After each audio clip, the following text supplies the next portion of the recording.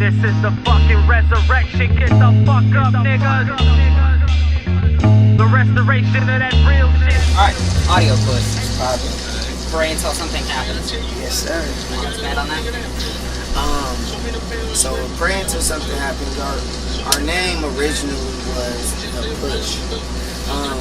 But then, you know, all these things happen, legal things as far as with the label, just things like that when it was time for us to sign our deal at Interscope in 2008 or 9, whenever that was. And but they were like, you gotta change your name, blah blah blah. So we had to change it from The Push, and we changed it to Audio Push, inspired by this record that we had called Audio Kiss. And yeah, Pray Until Something Happened has been the core of everything that we've been doing. Yeah, we stand for it, and we still stick and stand by that until something happens. So keep a lookout for that. Good stuff. Well, as a fan first, one of my favorite parts of hip-hop or just music in general is watching the growth of an artist. And you guys have especially been interesting because, I mean, you started out, got real big with that, the Jerk record. Yeah.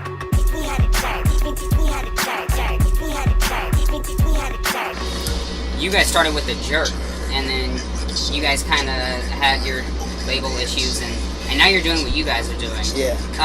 So I mean, kind of expand on that, and just like kind of how that affected you guys from going from up top, kind of a little bit back down, and then bringing it back up with having one of the best records of 2013.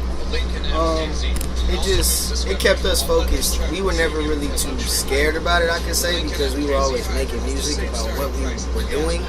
So we just kept growing in that. It just inspired us to get better. That whole experience, basically. Yeah. So that's all I could really say. Is just being from there and going back down and getting back here, all came from just being inspired by what was going on around us. Yeah, and us being us. We just kept it us the whole time. You know what I mean? And that was all a part of our growth.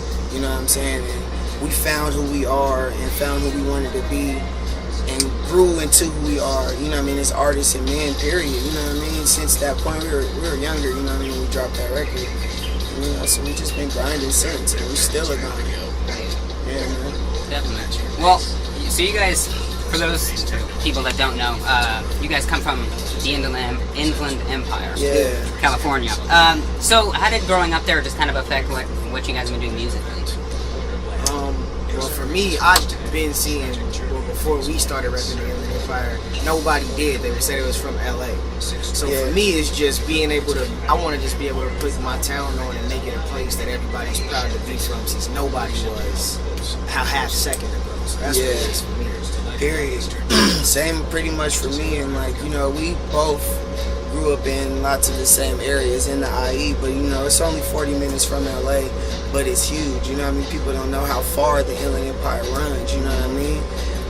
And we've seen and experienced so much, from just partying to dancing to gang banging to all. You've experienced it all out there, from just cooling, skating, you know what I mean, and rapping and all that. So that's just, we've seen it all, and we just put it into the music now.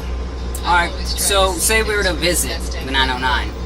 What are we going to find? A Baker's? You'll for sure find a Try Baker's. to find one. Yeah, you'd hope to find a Baker's. You're going to find, right now, mad people be in school, you know what I mean? It's hot, so like, niggas ain't really in the hood, and just like, it's been going down out there, but it's like, you'll find all type of different stuff. It depends on where you at. You got dope malls, man. You go to the, what's the mills, not the mills, but the other one, Victoria Gardens. Victoria Gardens is crazy. Man, you got it out there. You just go out there, you find what you're looking for. Yeah, period. You go out there and get around for a little bit, you'll run into the right stuff. Wiggle the right way, you'll find something. Alright, so moving forward to your most current record, but still sticking with location. On Come As You Are, you guys have skits in between certain songs that take place in Double R Records. Yeah. Was this inspired by anything in the IE, or is that just kind of... Well, the actual story that we were referring to was called Groove Time. Back in the day. Back in the day. Well, not even so much like, that's what it reminded, to. Yeah, but that's what it, like, it reminded us of when we were in the record store. Like, that's the store that I visualize inside. Yeah. When I hear the music. As far as Double R Records, we started like a little ratchet little clique with the homies called Double R Boys, just being stupid. Yeah. Called the Rialto Ratchet Boys. So we was just, it wasn't even real. You know what I mean? We just would do that amongst us as homies. And then, so we just called that the record store. And we got our homie Matt, who actually plays the skits. Yeah. Who is one of the characters in the skits on the album. He's one of our homeboys who's doing like 25 to life right now. So a lot of the stuff that we do is inspired and just by him. You know what I mean? To push his movement and, you know what I mean, our Free Matt movement. You know what I'm saying? He's one of the people who helped start our clique Bow. So Free Matt, you already know what it is. And yeah, man, just rock. Good shit. Yeah, no, I figured I'd ask about that because it's a recurring theme. I figured it has something to do with that. Yeah, man. So enough with the backstory. You guys' latest mixtape, Come As You Are, is named after the Nirvana record. Yeah. At the same name. What's the story behind that? The story behind Come As You Are, I just was listening to Nirvana one day and was listening to that song and the words and just the title and everything about it just stuck. And to me, it just felt like where we were at, you know what I mean, in our journey and where we had been. And then so I just hit him like, yo, man, what you think about blah, blah, blah, and then it just clicked, like, you know what I mean, because it really was, and it is what we stand for, you know what I mean, just come as you are, just be yourself, be who you are, just be it at its finest, you know what I'm saying, and you'll be good. So that's how, you know, Come As You Are came about. Alright, well, setting Nirvana aside, who else do you guys list as influences? Because you guys are obviously Cali natives, that comes through the music, but it seems like you guys pull from a lot of different places. It's not just one specific. We listen to so much different music, man. Yeah, it depends, like, we listen to Nirvana, we listen to Blink-182, All American Rejects, then turn around and listen to Outkast, listen to Farside, listen to Sugar Free, E40, you know what I'm saying? Everywhere, man. Listening to the East Siders, you feel me? We listen to so much music, having influenced by so much music. Music spectrum, I think, is what it is. Like, it's that full span. I don't think a lot of artists have that. Yeah, because I know a lot of rappers who only listen to rap. Like, niggas won't listen to an R&B song ever, and that's really all I grew up on was R&B music and soul music, and you know what I'm saying? My mom used to only play that Brandy and all that in the crib, you feel me? So, but on top of that, all I wanted to do was listen to rap, and you feel me? So, we listen to so much different music, but you hear it in our music. Oh, yeah, most definitely. No, I think that's one of your guys' biggest strengths is your versatility, because, I mean, you go from the super mellow opening track to Rowdy A, which is just a banger. Yeah, so thank you, I think man. it's definitely an advantage for you guys to have Appreciate that rather than the one-dimensional stuff you hear a lot of times now. Yeah, man. Sir, your music videos, another thing, super versatile, super good. Appreciate it. You guys did that Shine based on Friday, and Hit Boy gave you that idea, right? Right, yeah. So Hit Boy came up with, he gave us the idea to put Friday in an actual song. Yeah. And then he just came up with, like, we were all in the studio and he just was like, man, we should make that the video. And man, we just thugged it with the homie Nim on tour on the America's Most Wanted tour. Yeah, we actually shot that in Chicago. That wasn't even shot in California. Yeah, man. Yeah, we put that off on one of the best days in Chicago, probably in history. You feel me? And just thugged the video out. We did it how we wanted to. Hit Boy, you know what I mean, had the vision and make the boss move, man, and we just thugged it. And it's almost at 1 million views just organically, you feel me? There was no push behind the record at all. There still isn't. It's just people talking and loving the song. You know what I mean? They're playing on MTV Jams, Revolt, shout out to all them, you feel me? And just, shout out, and we rock it. You guys were the third video played on that with that joint, Shine right? was the third video to ever play on Revolt TV, so shout out to Revolt forever. You feel me? We the first, we even broke all type of Revolt records, so, yeah. So going back a little bit earlier to the comments you guys made about the West Coast, earlier this year The Alchemist made some comments about how the West was crushing shit on all levels. What do you think about that? Word, that's hard. I agree. I mean, I would say the West Coast right now as just a whole coast, we're just moving from the Bay to down to Southern Cali to, you know what I mean, to the IE, you feel me? We move. Everybody's ready. Everybody's focused right now, man. And it's all good organic music. Niggas is making music from the soul. Niggas ain't trying. It ain't. people trying to sound like the next, like, you know what I mean? HSA 7 is providing a whole new sound for the game, a whole new sonics for the game. You feel me? As far as bigger than California, period. You know what I mean? We taking it just global. Yeah. You know, so we just grinding, man. But I'm excited to see Cali. It's been dope albums already to drop from Cali. Shout out to Schoolboy and the Oxymoron album. We on the Oxymoron tour right now. So it's dope, man. The West is very focused right now. Yeah, man. Focused. So speaking of the American Most Wanted tour, that was last summer. You guys toured with Wayne, 2 Chainz, T.I., Hit Boy. Yeah, crazy. What was that like recording on the road? Inspiring.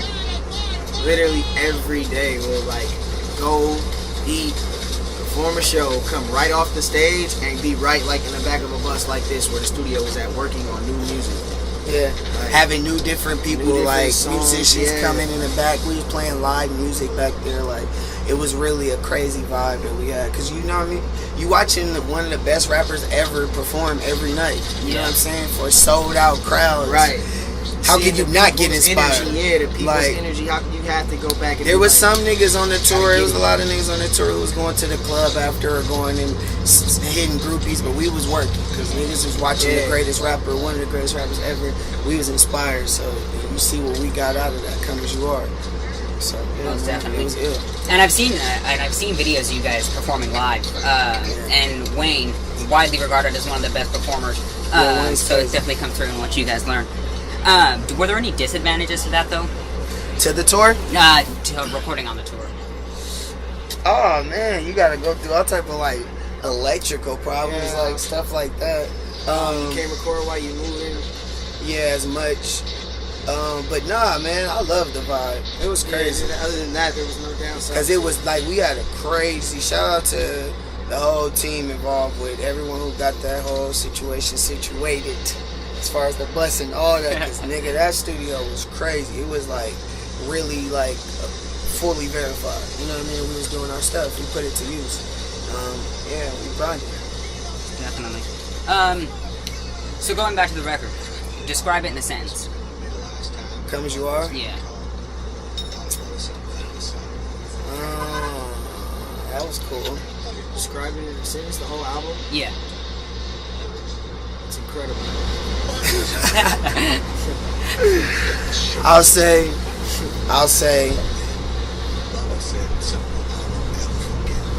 oh man, come as you are in a sentence. Am I describing it or what? Like, what am I describing it or am I like take the essence of the album that you guys felt while you're recording and just wrap it into? It is heartfelt music from 2 kids from the IE. That's incredible. Like, you know what I'm saying? I don't know.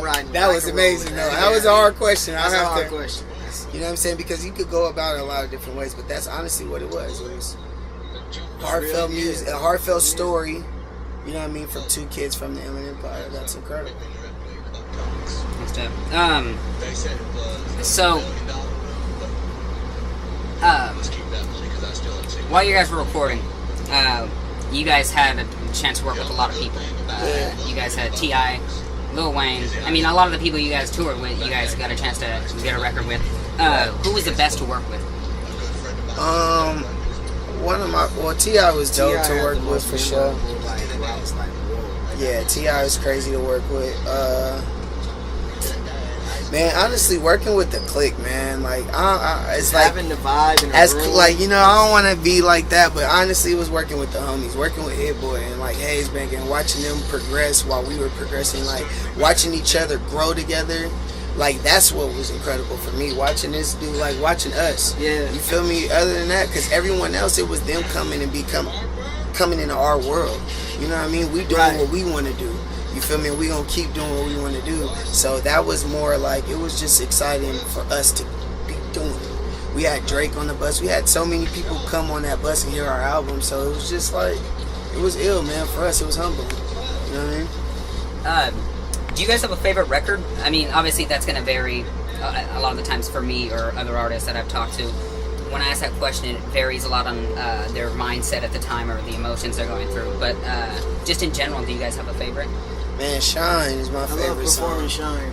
Shine is my favorite song, period. It's one of my favorite songs ever, like, period. Like, as if it's not my song. It's just even if it wasn't our song, that song is a good song. But I love a lot of the joints on there, man. Anything Goes. Club 380 is crazy. Favorite right now, I'm gonna say Shine still. Shine. One of my favorites to perform on this tour is "'Tis the Season." Yeah. "'Tis the Season" is crazy to perform on the tour, man. Club 380 is crazy. Roddy A's crazy. Man, the album, man, "Come As You Are" is my favorite. Period. Yeah. From top to bottom, man. Still. I mean. So, you guys got the We The Plug album with HS87 coming out this month. Yeah, We The Plug. Talk about that for a second. Oh, man. We The Plug dropping this month. It should be dropping this month. It's incredible. It's really an introduction to the whole clique. Just as far as everybody from N.O., Kim Money, B Mac the Queen, Hayes Banger, S. Dot, G Rod, B Care, just the whole clique, you know what I mean? But it's really showcasing just quality music, like from the production to the raps to the hooks. Just the sonics is there, man. Honestly, it's the best, sonically the best album to come out in a while. If you close your eyes and listen to this album, I guarantee you will see a movie. Yeah, it's just visual. It's extremely visual. It's very vivid music. Yeah, and everybody has incredible like moments in the album. B-Mac, like everybody got some crazy joints. We got Kid Cudi on the album. We got crazy. We got Dro. We got it's all type of crazy people on the album. So y'all gotta get ready. We The Plug. Are you guys bringing in any guest producers aside from who you? Well. Other than like the homies from 1500, which them dudes is the coldest. Yeah. Nico, some of the homies who rock with like the Save Money Camp and Yeah, some Nico of Segal. Nico Segal and some of the homies. But other than that, man, it's the clique. HS87, Hit Boy, Ray Real, S. Dot, Hayes Banger, B Care, Cairo. That's the clique, man. We grinding. You know what I mean? Alright, so what else you guys have coming in the future? I know you guys announced your debut album coming out sometime this year. Yeah. Debut album dropping very soon. Right now we focus on We The Plug and we focus on finishing up this tour. Yeah. Jumping on some other dope, incredible dates we gonna jump overseas for a little bit. We grinding, man. But the album is definitely on the way. We're gonna drop jams though. We're gonna drop jams with like all of our homies, like a lot of dope artists that we want to just make songs with that we probably don't want to make on our album, that we want to just give to the fans and to the people. We're gonna do in the meantime as well. So the summer's gonna be crazy. All right, well that actually works for a great transition. So that about wraps it up. You got any last words for the people? Be yourself. Come as you are. Be Come great. as you are. We The Plug. At audiopush.com, man. Keep rocking with us, man. We appreciate all the love. Keep God first. Come as you are. Alright, thank you guys for your time. Appreciate it. Max and Fofos, bought the straps from Nacho Nos. Packed in Lolo, smell like Swisher packs and Dodo for show. This that Austin Powers Mojo flow. B.O.W. logo, never disrespect the bro code. You mofos couldn't get over my bars with a povo. Outside.